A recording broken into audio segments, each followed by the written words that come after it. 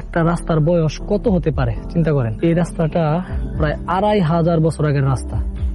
আমার সামনে যে দেখতে পাচ্ছেন এটা হচ্ছে চুন, শুটকি, সাদা পাথর, মানে এগুলো দিয়ে কিন্তু তৈরি করা হয়েছিল আজ থেকে 2500 বছর আগে।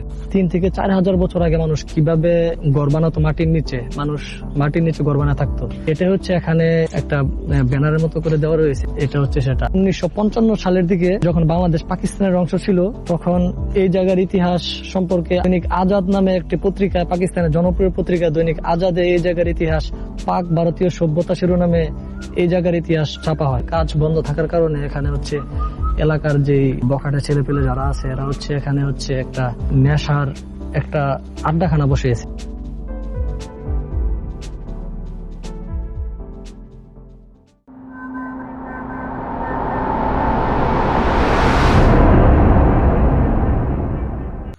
আসসালামু আলাইকুম। আমি বর্তমানে রয়েছি বাংলাদেশের অন্যতম একটি প্রত্নতাত্ত্বিক স্থান ওয়ারী বটেশ্বরে।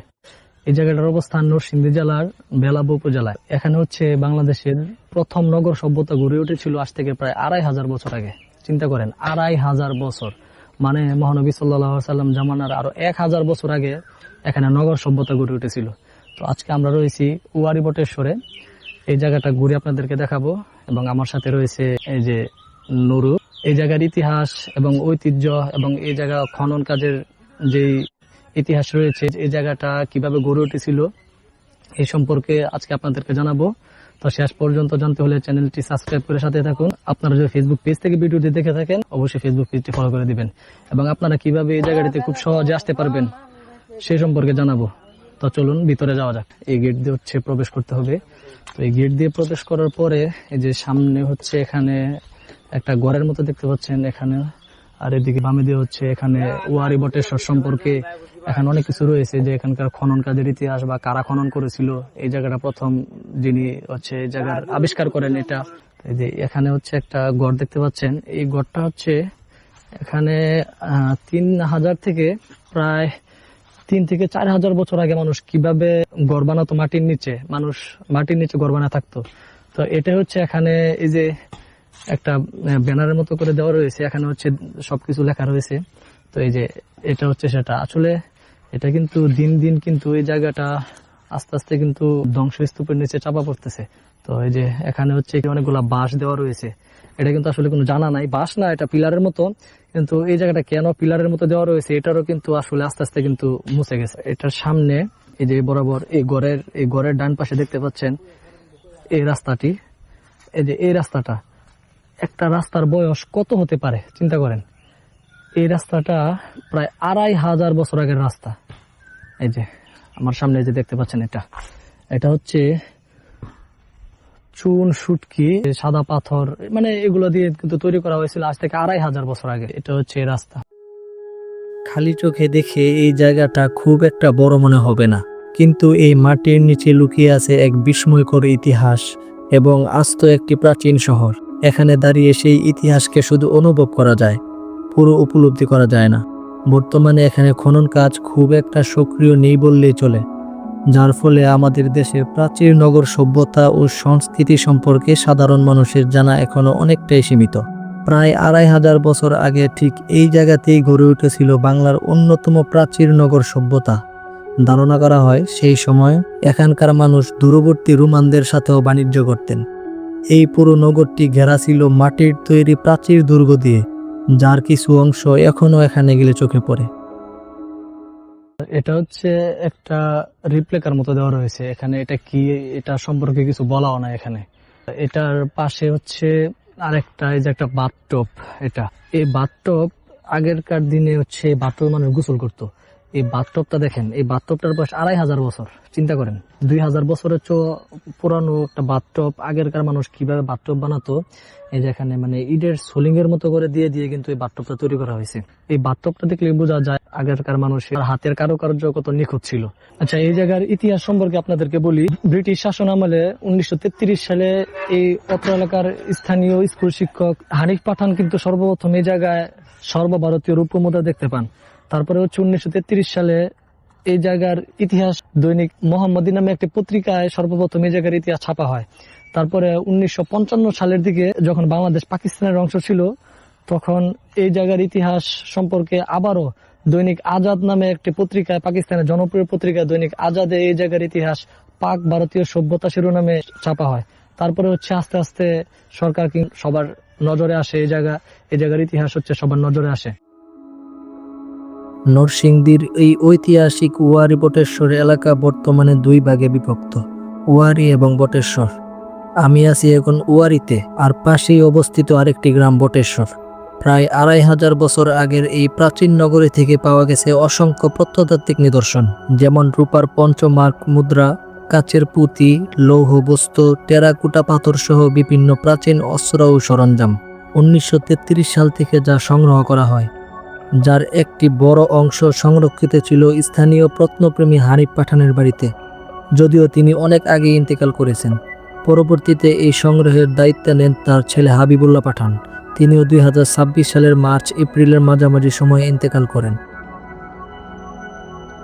উল্লেখযোগ্য বিষয় হলো 2000 সালে প্রথমবারের মতো এখানে আনুষ্ঠানিক খনন কাজ শুরু হয় প্রফেসর শফি মুস্তাফিজুর রহমান এবং জাহাঙ্গীরনগর বিশ্ববিদ্যালয়ের কিছু শিক্ষার্থীর উদ্যোগে। তবে দুঃখজনকভাবে এরপর থেকে প্রতি বছর মাত্র 1 থেকে 2 দিন খনন কাজ পরিচালিত হয়ে আসছে। আপনাদের অনেকের মনে হতে পারে এই জায়গাটা কেন মাটির নিচে চাপা পড়েছে বা কেন এই জায়গাটা ধ্বংস হয়ে গেছে। এই জায়গাটা তৎকালীন ছিল প্রাচীন ব্রহ্মপুত্র নদীর তীরে। তৎকালীন যে কোনো একটা অনাকাঙ্ক্ষিত একটা ঘূর্ণিঝড় কিংবা প্রাকৃতিক দুর্যোগের ফলে নদী তার নির্ধারিত গতিপথ হারিয়ে ফেলে। তারপরে হচ্ছে এই জায়গাটা আস্তে আস্তে থমকে পড়ে, কারণ এই জায়গাটা ছিল একটা সিল্ক রুট ছিল।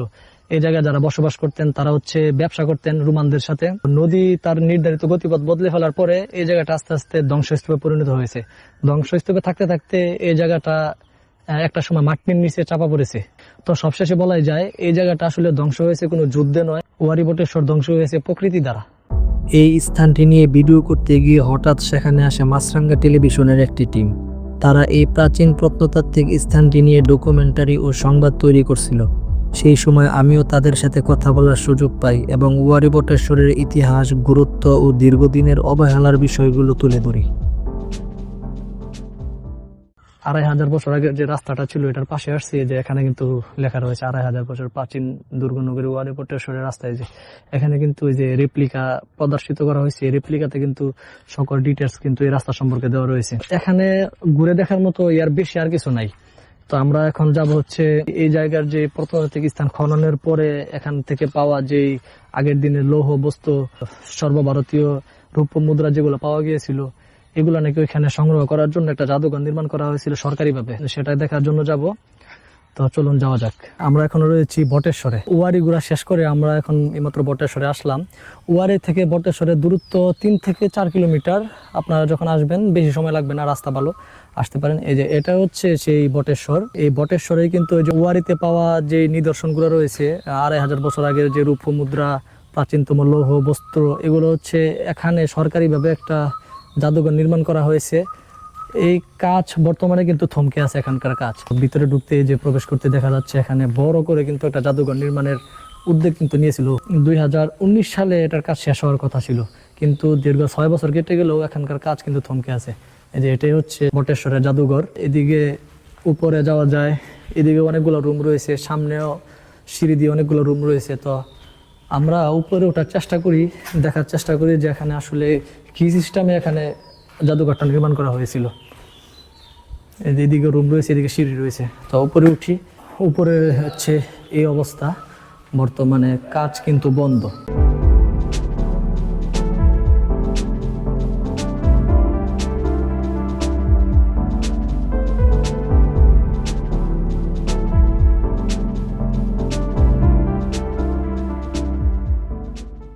উপরে দেখার মতো কিছু নাই। এই যে এই রুমগুলো এখানে রয়েছে, রুমগুলোর ভিতরে কি আছে অবশ্য খোলা যায়, আমি খুললাম না। এই যে আমার পিছনের যে ঘরটি দেখতে পাচ্ছেন, এটি হচ্ছে সে হাবিবুল্লাহ পাঠানের যে সংগ্রহশালা। ওনার সংগ্রহশালায় রয়েছে ওয়ারীতে খনন কাজের পরে পাওয়া যে রৌপ্য মুদ্রা বা সর্বভারতীয় রৌপ্য মুদ্রা যেগুলো রয়েছে, এগুলো কিন্তু এই হাবিবুল্লাহ পাঠানের যে সংগ্রহশালা রয়েছে, এই সংগ্রহশালায় কিন্তু এগুলো রয়েছে।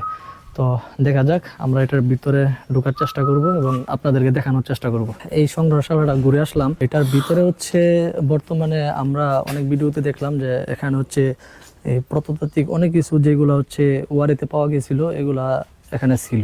হাবিবুল্লাহ পাঠান মারা যাওয়ার পরে এই জায়গাটা হচ্ছে বর্তমানে প্রত্নতাত্ত্বিক যেই নিদর্শনগুলো ছিল এগুলো কিন্তু তাদের নিজের জিম্মায় নেওয়া হয়েছে। উনি অভিযোগ করছিলেন যে এই জায়গাটা নাকি কে বা কারা বর্তমানে দখল করার চেষ্টা করতেছে। কিছু দুষ্ট লোক আছে, ওরা খালি দখল করতে চায়, আমি দখল করবো। এরাই আর কি একজন খারাপ, যারা ওই এই সম্মুখে কিছুই বুঝে না, বুঝছেন? এগুলি নিয়ে গবেষণাও করে নাই জীবনে, একটা প্রত্নতত্ত্বের কোনো কাছে দিকে আসে না, শুধু টাকার অপেক্ষা করে, টাকার দিকে তাকায় ওরা খালি দখল করতে চায়।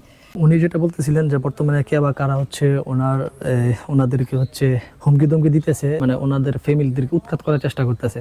এখানে হচ্ছে আরো কিছু নিদর্শন ছিল, কিছু কিছু নিদর্শন বর্তমানেও আছে, খ্রিস্টপূর্ব যুগের যে নিদর্শন উনি হচ্ছে দেখাচ্ছিলেন। আর এটাও মানে অর্নামেন্ট, গুলক, এটা তো প্রবাল, আর ওইটা তো মনসাকাব্য।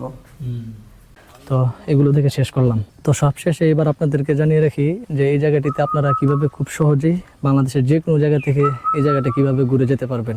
বাংলাদেশের যে কোনো জায়গা থেকে প্রথমে আসবেন নরসিংদী জেলার মরজার নামক বাস স্ট্যান্ডে। এটা ঢাকা সিলেট হাইওয়ে রুটেই অবস্থিত, যা ঢাকা থেকে 65 কিলোমিটার দূরে।